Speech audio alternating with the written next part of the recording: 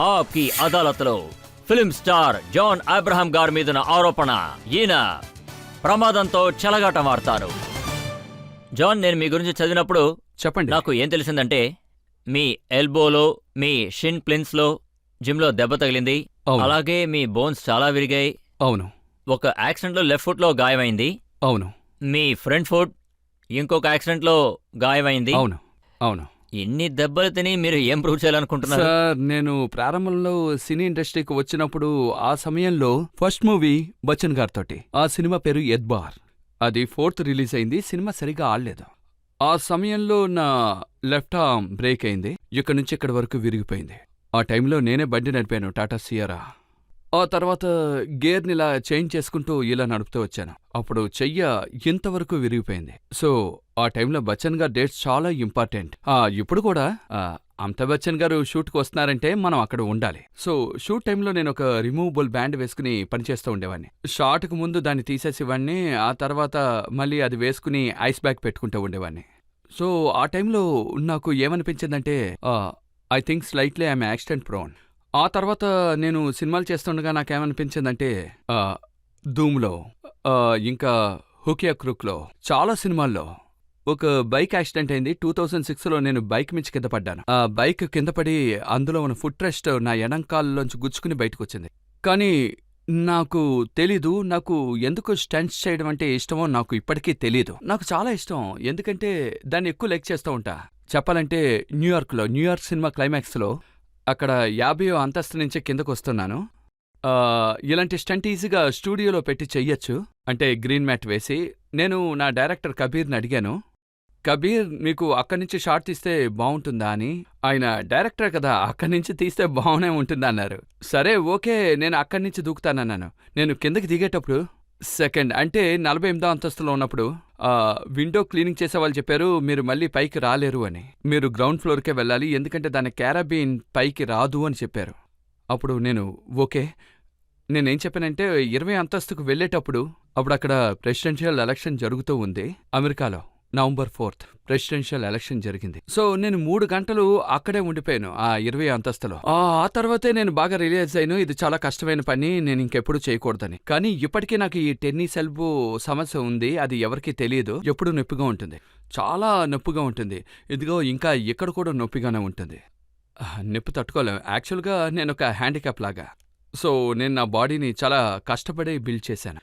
దానికి చాలా టైం తీసుకుంది. కానీ మీరు రిస్క్ తీసుకోకుండా ఉండలేరు కదా? లేదు, నాకు బాగానే ఉంటుంది. నాకు ఇలా ఉండడం ఇష్టం. నేను ఇంకో విషయం చెప్తాను, నేను ఈ కంట్రీలో యాక్షన్ హీరోగా ఖచ్చితంగా ఉంటాను. మీకు తెలుసు, మన దేశంలో అక్షయ్ తరువాత ఒక గొప్ప యాక్షన్ హీరో ఇంతవరకు రాలేదు, ఒక ప్రాపర్ యాక్షన్ హీరో. ధూమ్లో మీరు ఎప్పుడైతే బైక్ నడిపారో అప్పుడే మీరు ఎంత బాగా యాక్షన్ చేయగలరో మాకు అర్థమైపోయింది. ఖచ్చితంగా. కానీ దాన్ని మన ప్రజలు చూసి, ఈనాటి యువకులు చూసి డ్రైవ్ చేస్తారంటే దాని పరిస్థితి ఏంటో. సార్ నేను ఏమనుకుంటున్నానంటే అది నిజంగానే చాలా తప్పైన ఎగ్జాంపుల్. అది యంగ్స్టర్స్ నన్ను చూసి రేస్ బైక్ అలా నడుపుతున్నారు, వీలింగ్ చేస్తున్నారు. నేను వాళ్ళని ఆపి హెల్మెట్ వేసుకోండి అంట, స్లోగా వెళ్ళండి అంటాను. ఒకవేళ మీరు ఒక అమ్మాయిని ఇంప్రెస్ చేయాలనుకుంటే అంత వేగంగా వెళ్తే మీ ముఖాన్ని అమ్మాయి ఎలా చూస్తుంది? మీరు ఒకవేళ భూమని వెళ్ళిపోయారనుకోండి, చెప్పింది అర్థమైంది అనుకుంటాను. జస్ట్ నా ధూమ్ స్టైల్, మీరు హెల్మెట్ వేసుకోండి. అప్పుడు ఆ అమ్మాయి ముందు మీరు మీ హెల్మెట్ తీయండి. ఆ తర్వాత చూడండి ఈడియట్స్ లాగా మీరు ఫాస్ట్గా వెళ్ళకండి. మన యంగ్ గర్ల్స్ చూసే వాళ్ళందరూ ఇలాగే కదా అంటారు, ఎవర్రా అది అంత వేగంగా వెళ్తున్నాడు ఈడియట్ అనుకుని. తెలుసు కదా, అందరూ అలాగే అంటారు, ఎవరు గొప్పగా ఏం చెప్పరు. అమ్మాయిలు కూడా అలాగే అంటారు, నీ గురించి నువ్వేమనుకుంటున్నావు, పెద్ద జాన్ అబ్రహమా అని అడుగుతారు. ఒకసారి నాకు కూడా ఇలాగే జరిగింది. నేను హెల్మెట్ వేసుకుని సిగ్నల్ ఆగి ఉన్నాను. నేను బైక్లో ఇలా ఆగి ఉన్నాను. అప్పుడు ఒక కాలేజ్ స్టూడెంట్ బైక్ నా ముందు ఆగింది. అప్పుడు నేను హెల్మెట్ వేసుకున్నాను, రాత్రి టైం ఎవరికి కనపడకూడదని. అప్పుడు వాడు నా ముఖం చూసి వీడు పెద్ద జాన్ అబ్రహం అనుకుంటున్నాను. అప్పుడు నాకేమనిపించిందంటే హెల్మెట్ తీసేద్దామా అనుకున్నాను, కానీ కాదు ఇదే సేఫ్ అనుకున్నాను. హెల్మెట్తోనే ఉంటాను అనుకున్నాను. సో నాకు స్టంట్ చేయడం చాలా ఇష్టం, ఎంజాయ్ చేస్తాను స్టంట్. వాళ్ళకి సేఫ్టీ గ్యాడ్జెట్స్ చాలా ఉంటాయి, అవి ఫిలిం ఇండస్ట్రీలో ఉంటాయి, రియల్ లైఫ్లో అవి ఉండవు. అందువల్ల చాలా యాక్సిడెంట్లు అవుతున్నాయి.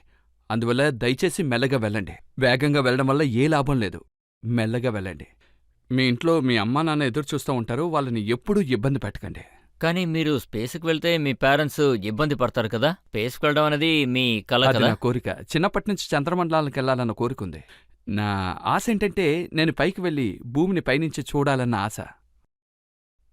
మన వింగ్ కమాండర్ రాకేష్ శర్మ చెప్పారు, సారే జహాన్ సే అచ్చా హిందూస్థా హమారా అని. అది పైనుంచి చూస్తే అలా ఉంటుంది. మీరు ఆ, ఎంత దూరం డేర్ డెవిల్ స్టన్స్ అని చేస్తారో అదే విధంగా మీరొక ఎమోషనల్ వ్యక్తి అని నేను విన్నాను. అవును, కొంచెం ఎక్కువగానే.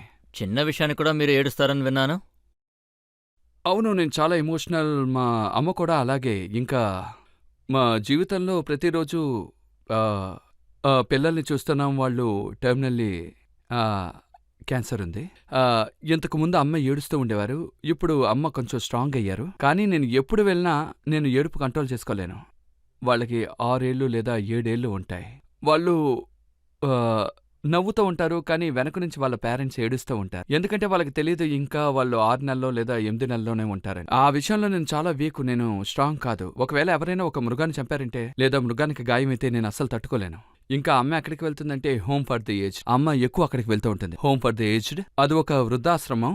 అక్కడికి వచ్చిన యంగ్స్టర్స్ వాళ్ళ అమ్మ నాన్నని వదిలి వాళ్ళు ఏం చెప్తారంటే, మామ్ డాడ్ రేపు వచ్చి మిమ్మల్ని తీసుకువెళ్తామంటారు. కానీ వాళ్ళు ఎప్పటికీ రారు. కానీ ఇది ఇండియాలోనే ఎక్కువ జరుగుతూ ఉంటుంది. మనం వెస్ట్రన్ కల్చర్ గురించి మాట్లాడుతూ ఉంటాం, అది ఇండియాలోనే ఎక్కువ జరుగుతూ ఉంటుంది. అది చాలా డేంజర్ అయిన ప్రెసిడెంట్. ఎందుకంటే we are known to be family people. ఇలాంటివే ఎక్కువ జరుగుతూ ఉంటాయి. ఇప్పుడు విడి కుటుంబాలే ఎక్కువ అయిపోయాయి. మీరు ఎంతమంది గురించి అయితే చెప్పారు, అభిషేక్, హృతిక్, వీళ్ళందరూ ఎలాంటి స్టార్స్ అంటే యాక్టింగ్ అనేది వాళ్ళ కుటుంబంలో అవును. అంటే వాళ్ళ బ్లడ్లోనే ఉంది. మీకు ఎప్పుడు కూడా అనిపించలేదా మీరు ఆ అడవిలోకి ఒంటరిగా వచ్చారు అని?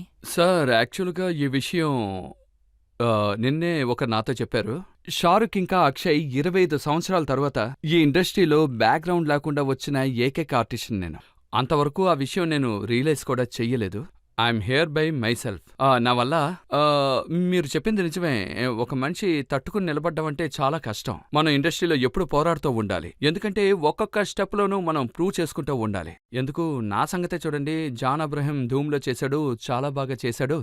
న్యూయార్క్ కాదు ఇది ఒక్కసారే చూడొచ్చు. సో ఒక్కొక్క దాంట్లో నేను ప్రూవ్ చేసుకుంటూనే ఉంటాను. అది చాలా మంచి విషయం.